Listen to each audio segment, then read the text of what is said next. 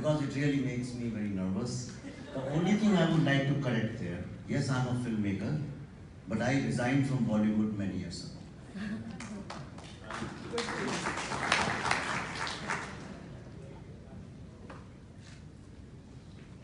Amit ji has spoken so well. He has actually told you, which I also believe is the truth. But today, we are going through a very strange kind of a situation. And I find myself utterly confused. And I don't want to talk like a filmmaker. Actually, I'm a nobody. I'm just a storyteller. What I see, I keep telling.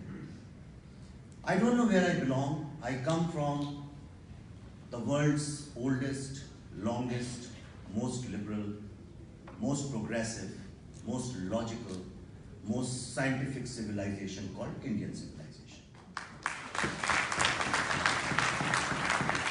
And I have to say Indian civilization because we are standing in a very politically correct land. Honestly speaking, Hindu civilization.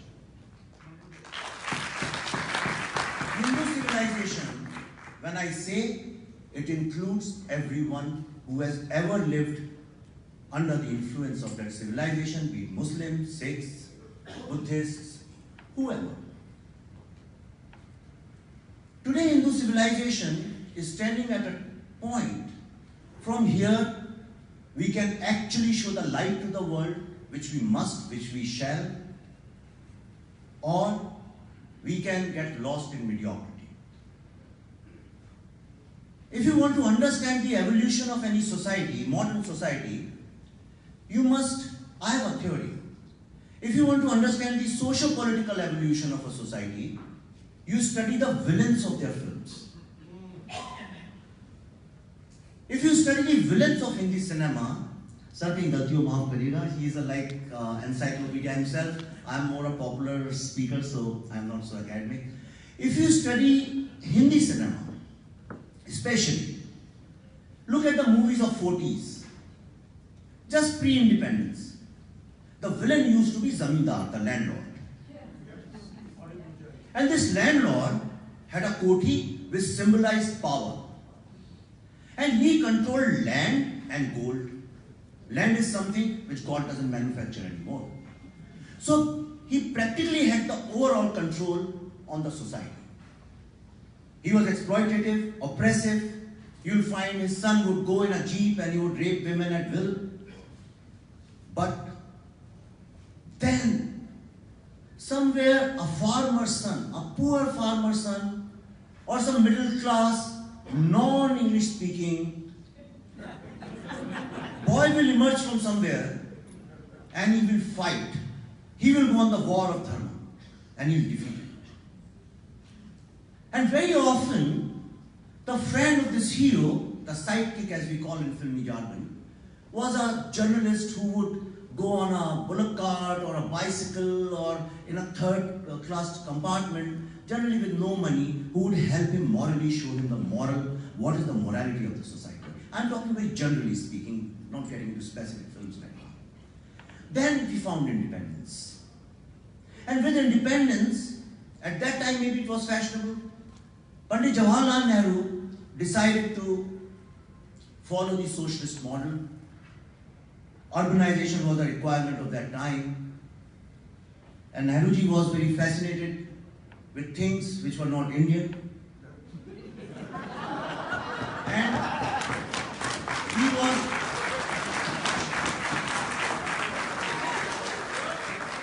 Pandit Nehru was a great thinker. Let's not take that away from him. But that thinking never helped us. He was a landlord's son. If you look at it, honestly, nobody talks. History is written in many ways, but I talk about what I see with my eyes. If anybody has seen Anand Mahal, don't forget Mahal, in Allahabad. Huh? Anand Mahal. But it's Mahal, आप जाके देखिएगा. वो कहाँ शुरू होता है, कहाँ खत्म होता है, ये बोलना. Hard-earned money, whatever, but the attitude was very zamindari. So when India found independence, with urbanization, you will find in our movies, suddenly the villain became the mill owner. And this mill owner was nobody. He was the same zamindar who migrated from villages to cities. The power, the narrative, still was controlled by the same oppressive, exploitative person. But again, a middle class, some teacher's son, some a farmer's son, some labor's son, again he would get up and go on this war of dharma. And his friend again would be some poor guy, rooted in Indian ethos, and they would defeat this villain, oppressive villain. Then Lal Bahadur Shastri, when he died, Indira Gandhi took over. She controlled the society more. The society started getting centralized. I have just finished a film on the mysterious death of Sri Lal Bahadur Shastri, and we researched for 3-4 years. Before we end this session, we'll show you a 5-minute clip.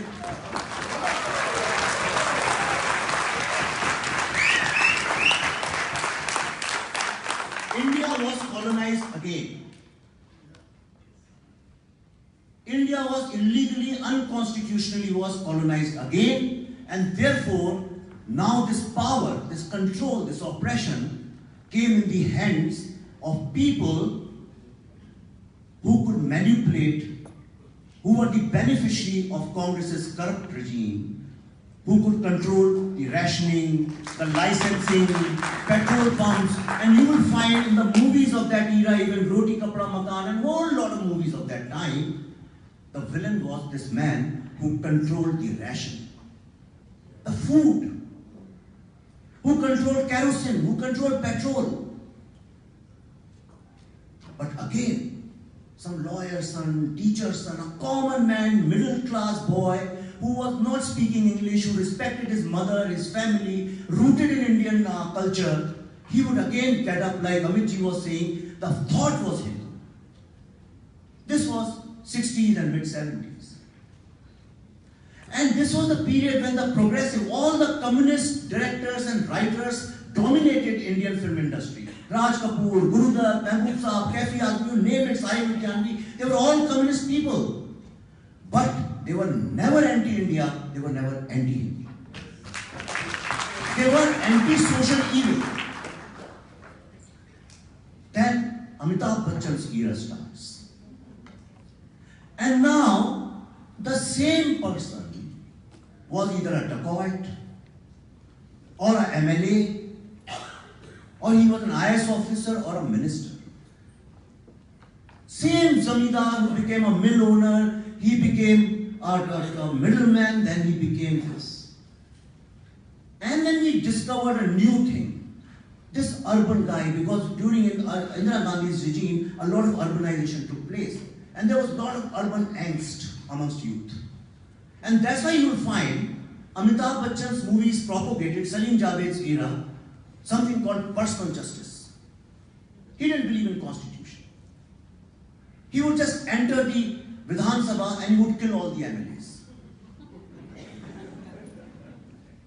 And also at this time we were celebrating smugglers and dacoits and all those things. Then times changed, came 90s. This was liberalization. This was a very funny and ugly phase of Hindi cinema. You would find now there were not just one villain. Suddenly we had two villains. The villain and villain ka beta. You had a Kader Khan and you had a Shakti Kapoor. You would have Pran Saab, you had Gulshan. Now two people started oppressing, and don't forget, look at the society of 90s. तुम जानते हो मैं किसका बेटा हूं? मेरा बाप कौन है? And again you will find some common man, middle class, somebody like you and me would get up and fight this man and win the war of dharma. And then something very strange happened. Came 2000. This was Shah Rukh Khan's era. And suddenly from Hindi films, the villain disappeared. Villain became a girl's father. And this common hero, the hero who's rooted in common India, he also disappeared. And he became an NRI. And if you look at the films 2000 onwards, I always say, if you have to go to Czechoslovakia or Italy or any foreign country, and if you don't know about them, pick up 5 latest films of that country, you'll get to know about their architecture, their food habits, their clothes, their politics, their family system, how the roads look, how the buildings look, everything you get to know, some brief idea you will get.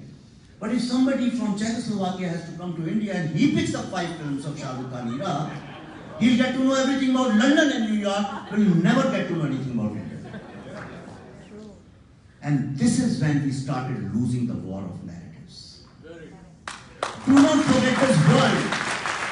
The history of humanity is all about war of narratives. Whatever has been done, don't romanticize everything. Whatever has human beings have done in this world in thousands of years is only for war of narratives. And that's when we deleted the common man from the main narrative. Any newspaper you pick up, everything you'll get to know, you'll never get to know about the concerns and aspirations of a common Indian. You open the television, you will never ever find the aspirations of common Indian. Sorry Amit ji, you were talking about that we make a lot of mythology, but that's all pop mythology. That mythology has got nothing to do with India or Indian history. This is catering to a very different group. We have systematically, from the main narrative, we have taken the common man out. When I understood that, that was the day I resigned from Bollywood. Year was 2009. And I started teaching. And when I was teaching, I came across a bunch of students in Indian School of Business, Hyderabad, who brought some research to me, and I realized that this is very systematically done.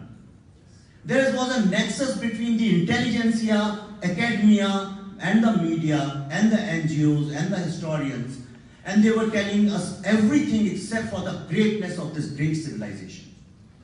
And then I decided I will fight it. I will create a counter-narrative, in whichever way.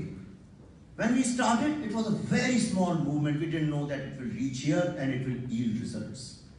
But that also brings me to a point in conviction. I'm convinced if you walk on the path of dharma, antataha satyamev jayate. Now, before I finish this, I want to tell you 3 things. In the world, we are made to feel embarrassed and small about 3 very critical issues about Hindu civilization, and time has come, we need to correct them. Number 1, intolerance.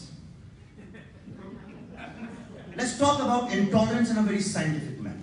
Let's not ridicule it saying that this guy says and media says that and blame it on Amir Khan. No, Amir Khan is not responsible for what the world is saying. He's one of them. Maybe he said something. Now, intolerance. Let's start with political.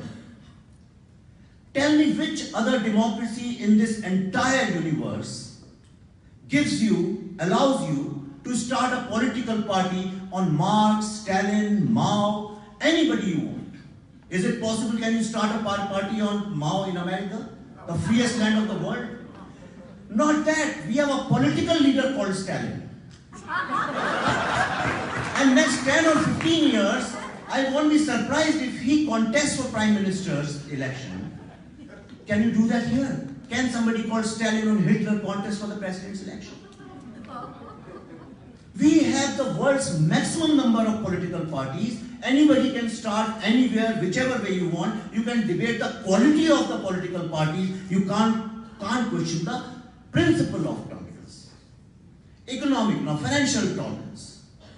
I was in Kashmir shooting. The entire Lal Bazaar is full of Sikhs. Where is Pandit ji? Puchi, kitne sare sardaron ki dukaan hai? All the Marwadis run business in Calcutta. So many Punjabis I meet in, any Biharis do farming in Punjab. In India, nobody stops you from doing business wherever you want, whichever business you want. In fact, you will find the kind of businesses which are found only in India, nowhere else. For example, हड्डी तोड़ने की दुकान, हड्डी जोड़ने की दुकान. But on a serious note, let's come to religious tolerance. We are a land which has produced world's four most peaceful religions. We have conquered religiously. When we started traveling, the entire East we conquered religiously. When Buddha started moving, the entire East became Buddhist. In the West, we couldn't do. So religious freedom, you can practice anything, any ritual, nobody stops you. People keep talking about it. Food. The other day I was invited, if I am taking more time, please let me know. The other day I was invited to India Today conclave. Is it okay? The other day I was invited to India Today conclave in Calcutta. In Calcutta, the subject was diversity in food. Shri Rajdeep Sardesai was the moderator.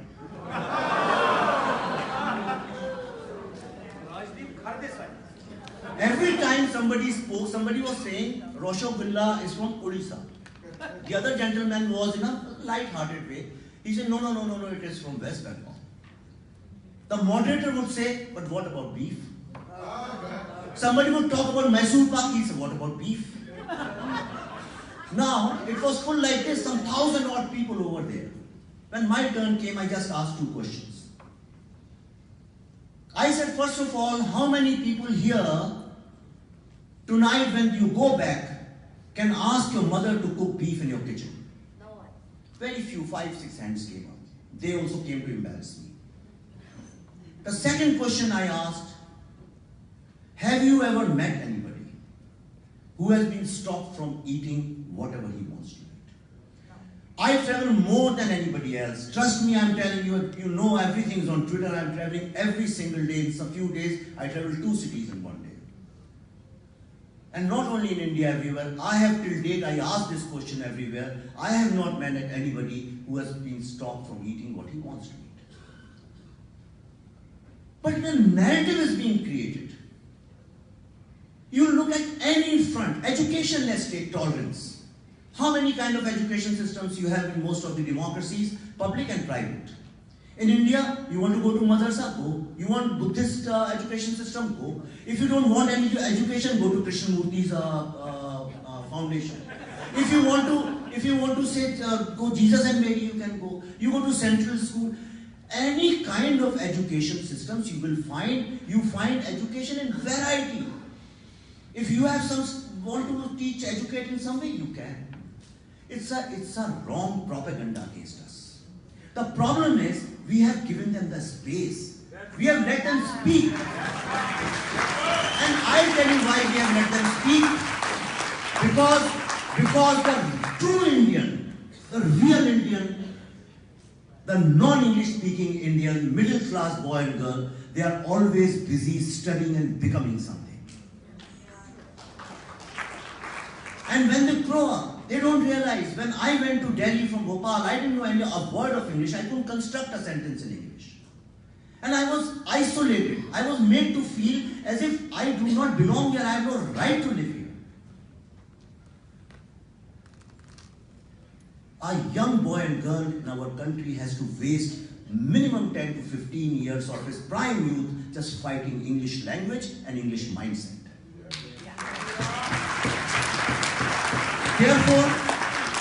Therefore, I decided I will speak for this person. I'll fight for his right. Now I'm coming to the second point. Recently I was in Purdue University. A bright young boy called Akshay Jadoo. I don't know, he should be here. Are you here, Akshay, somewhere? Oh, there, he is. Akshay told me, this young bright boy, at Purdue is one of the finest universities of the world. He told me, one of these members who invented internet, am I right? Yeah. He came to their institute and they were making a presentation on the technology they are going to introduce in various parts of the world. In Japan, what they are going to do, in Korea, what they are going to do. And he asked them, sir, what's your plan for India? Guess what was the answer? The answer was that we don't have any plan for India because India is suffering from caste problem. And wherever I go in the world, people talk about the caste issue, and this is where I'm going to tell you how narratives have to be corrected. This is the wrong narrative. I'm asking you a question. Yes, we have oppressed, we are guilty of that. But there's nothing called retrospective justice. Let's look at our strength of our society. If I say in 1947, if the rate of oppression by upper caste of the lower caste was 100, where do you think it is today? No, not 0. Approximately? 5. Okay, so generally speaking, it ranges 10 to 15%. In 70 years, a country which had nothing, which was looted not only of money, but of its dignity and confidence, has brought that social evil down from 100 to 15. This is the biggest social re-engineering success in the history of humanity. Name one society which has been able to achieve so much in 70 years. So we should be proud of our achievement. And in the end, I want to speak about something which is very dear to my heart. Wherever I go, people say, they always question me that the problem with Hindu society is that you do not empower your women. Indians have been traveling for last thousands, and since we know about humanity, we have been traveling everywhere. Wherever Hindus go, Indians go, in almost every country, every city, you will find Indians are there. And without exception, wherever you go, people say that these are good people. They are always helping, always contributing to the society, never involved in crime, never conflict with the society, never conflict with the constitution and the laws of the society. And above all, you can trust them. This world is suffering from trust deficit. We are the only community, only I'm saying with a lot of pride and facts, which unanimously people can trust. What else do you expect from humanity? What else do you expect from humanity? Now, when Elon Musk makes cars which run on battery, the entire world celebrates him. They say, wow, what a great product he has made. And obviously he must be celebrated. His picture should be on the cover of Time magazine because that has contributed to the evolution of human society. Anybody who creates great products should be celebrated. Now my question is this to the entire world. Who manufactures these great human beings you can trust?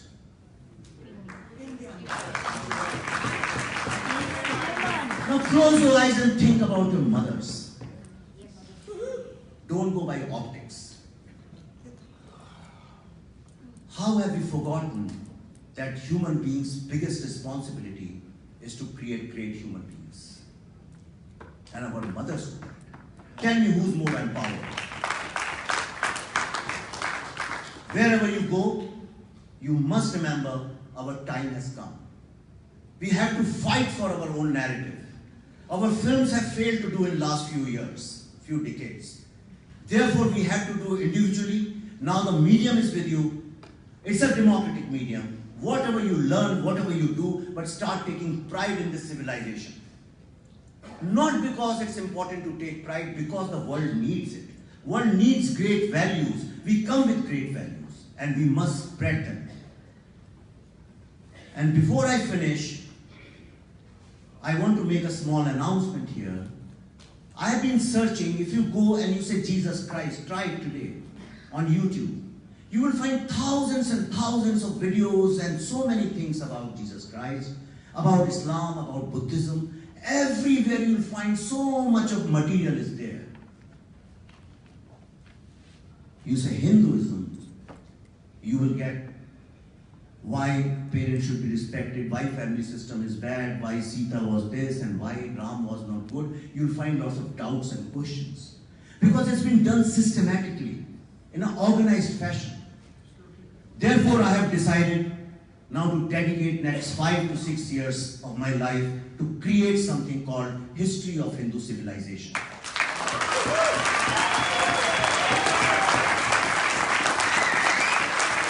all need your blessings.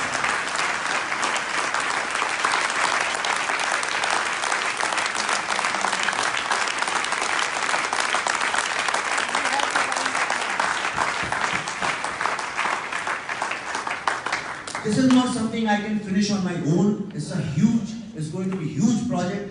It will require a lot of help, blessings, a lot of material, but at least I have initiated it. I need a lot of help and blessings. You have heard me very patiently. Thank you for that. Thank you, World Hindu Congress, for organizing this. I'm sure there are a lot of people who are going to make movies and are going to spread good word, but it is also very important that the audience also becomes responsible. You have to make sure that next time, when your children's American friends pick up 5 Indian movies, they get to know about the great civilization we are, wherever women are empowered, wherever women are not somebody who any hero can go and spank them. Don't do that. Don't let it happen. It's you who control, because the NRIs are spending money. That's why you see those kind of heroes. We are going to show you a 10-minute clip at the end. This is not a trailer.